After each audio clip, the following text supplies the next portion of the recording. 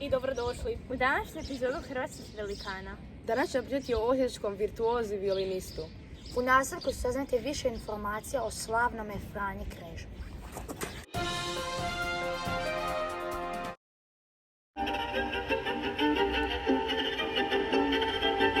Danas se nalazimo u Muzeju Slavonije sa kustosom Muzeja Slavonije, Grgurom Markom Ivankovićem i postavit ćemo mu nekoliko pitanja. Tko je zapravo bio Franjo Krežma? Franjo Krežma bio je poznati hrvatski violinski virtuoz koji se rodio u Osijeku, konkretno u Osječkoj tvrđi i još konkretnije na glavnom trgu Osječke tvrđe, znači na najstarijem gradskom trgu. I ta kuća je jednokatnica koja zauzima središnju poziciju na tome trgu. U njoj se u prošlosti nalazila jedna od poznatih osječkih ljekarni, a njegov otac, također Franjo Krežma, u toj je kući u prizemlju imao svoju slastičarnu. Koju je on školu pohađao? Franjo Krežma je prije nego što je uopće krenuo u kućku školu već pokazao veliki talent, pa su ga roditelji obrazovali kod privatnih učitelja u Osijeku. Kada je on već iscrpio sve mogućnosti osječkih učitelja, otac je shvatio da on ima iznimno veliki talent i odlučio je preseliti iz Osijeka u Zagreb. Tako da on u stvari u Osijeku nije završio nikakvu školu jer je tek s nekoliko godina odselio u Zagreb.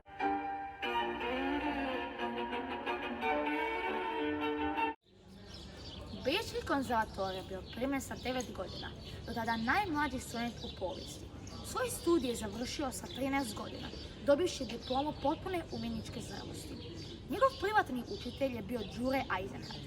Franjo je sa 17 godina postao koncertni majstor Bilze orkestra, koji je kasnije postao poznatim njemačkim i svjetskim orkestrom. On je na svoje vrijeme skladao jednu simfoniju, nekoliko plesova i maršova za orkestar te 3 uvertire. Njegova najpoznatija djela su bila Scherzino iz Hrvatskoga primorja, uvertirte za orkestar u As-Duru te bosanski guslar. Možda tko je bio njegov prvi učitelj? Prvi poznati učitelj u Zagrebu je bio profesor Eisenhut, koji je bio vrlo značajan u hrvatskim razmjerima, tako da je imao sreću da je otac prepoznao njegovu vrijednost. Kada je on zapravo krenuo sa svojom karijerom? Pa sa karijerom je krenuo još kao malo dijete, znači još i prije nego što je se iškolovao, da tako kažemo. Znamo samo da je u svojoj karijeri putovao diljem Europe i da je čak u 2 navrata gostovao i u Osijeku. Jedan od tih je bio i 1877. godine, kada je u zgradi Narodnog kasina, današnjem kazalištu, imao jedan od svojih značajnih koncerata, čiji plakat je čak sačuvan u našoj zbirci plakata u Muzeju Slavonije.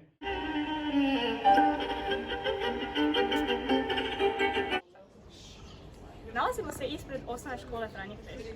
Ova škola dobila je ime po osječkom virtuozu i violinistu Franji Krežmi, o kojem je današnja emisija. Osnovana je 1964. godine. Danas ćemo se zabuditi u nju i intervjuirati ravnateljicu i učenike ove škole. U glavnom hodniku osnovne škole Franje Krežme nalazi se njegova violina. To je bio instrument koji je on već kao mali dječak zavolio i donio mu je veliku slavu. Vrlo je lijep prikaz kako bi djeca ove škole znala po čemu je hrvatski velikan ove škole bio poznat.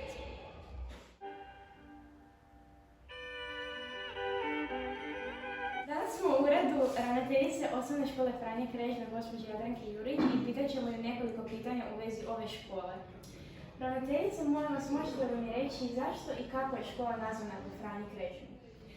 Pa prije Domovinskog rata škola je nosila ime, znači od svog osnutka pa do Domovinskog rata, osnovna škola Braće Ribara.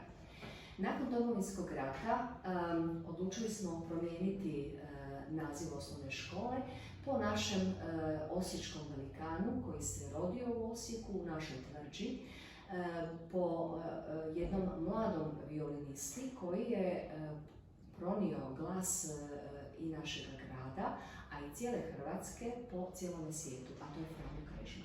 I jako smo bili oduševljeni s tim nazivom, zato što smatramo da stvarno Franjo Krežma je zadužio čitav naš grad i čitavu državu i da zaista treba ova škola nositi njegovo ime.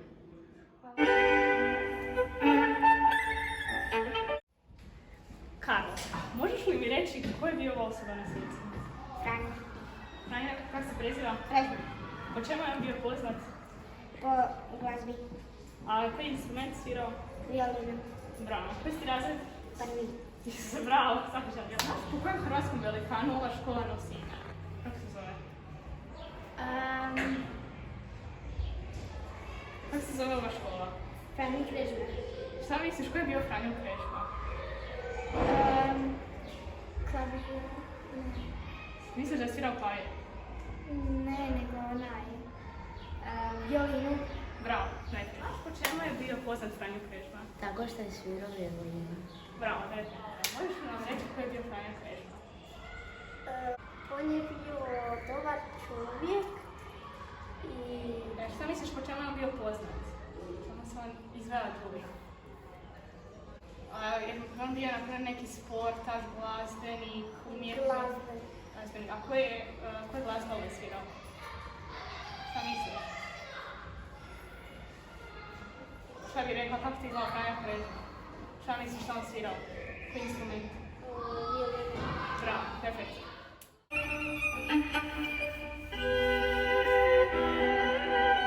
Pitat ćemo građane Osijeka, znaju li tko li je ovaj poznati osječki violinist? Prva čovjek Franjo Krežma. I znate čime sam bavio? Svirao je violinu koji je poznat Hrvatskom. Znate li tko je ovaj čovjek? Da, Franjo Krežma. I čime sam bavio? Kompozitor. Hvala vam puno. Molim. Znate li tko je ova osoba i čime se bavio? Dakle, ja mislim da je to Franjo Krežma. Da, to je Franjo Krežma i svirao je violinu i znam da je umro vrlo mlad zbog upale uha. Hvala vam puno. Ništa.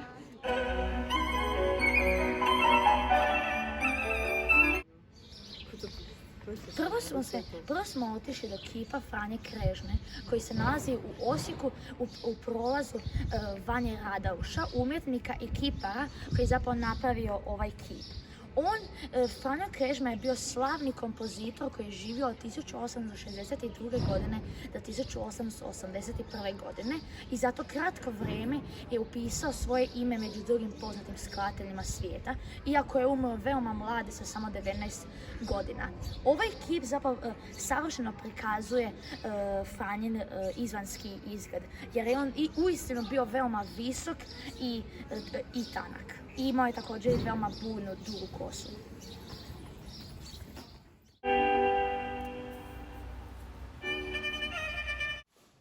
Možete li mi, molim vas, ispričati jednu pričicu iz života Franje Krežme? Naravno, ima puno pričica, ali jednu od njih sam pročitala u knjizi Stjepana Tomaša, Gusač od marcipana. Vrlo je zanimljiva jer govori o malom dječaku, šestogodišnjem dječaku, koji je došao kod jednog istaknutog profesora violine učiti svirati violinu. Kada ga je ugledao profesor, on je pomislio kako je jako puno učenika učio, i to vrhunskih učenika, i dobio je jednog malog, plahog dječačića koji je malog gudača. On je pristao podučavati Franju Krežmu i pitao ga je zašto ti što odsvirati na tom svom gudalu. A Franjo Krežma je rekao da znam, napisao sam jednu skladbu za svoga oca. On je rekao da, pa hajde odsviraj mi tu skladbu.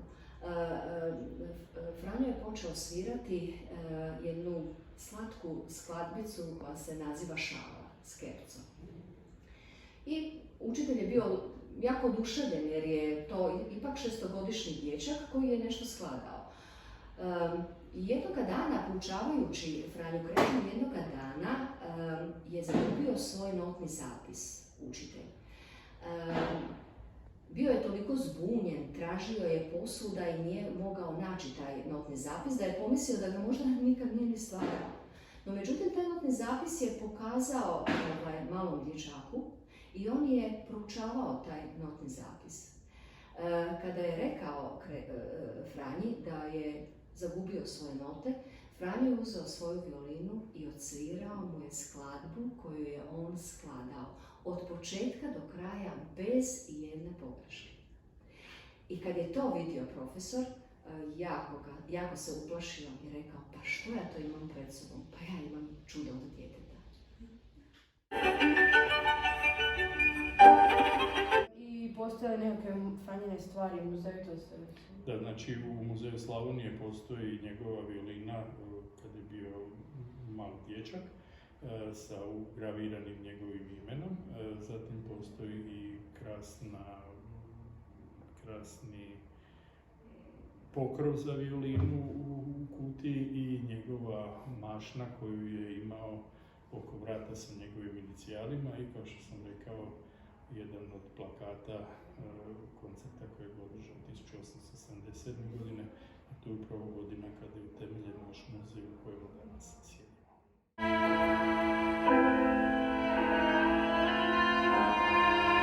Kada i kako je umreo Franjo Krežma? Pa Franjo Krežma, kao što sam rekao, bio je na brojnim turnejama diljem Europe. U tadašnje vrijeme putovanja su bila vrlo komplicirana jer tada već uvedena željeznica kao novost u promet, pa je to puno olakšalo putovanje. Znamo samo da je zadnje putovanje na koje je otišao i gdje je održao zadnji koncert bio Frankfurt na Majni u Njemačkoj, gdje je i umro, a njegovo tijelo kasnije je nakon više godina iz Frankfurta prebačeno zahvaljujući milodarima koji su skupljali bogati hrvatski građani da se transportira tijelo i pokopanje na Zagrebačkom groblju. I došli smo do kraja. Još jedne epizode Hrvatskih velikana. Nadam se da ste puno toga zanimljivoga naučili o Franji Krežmi.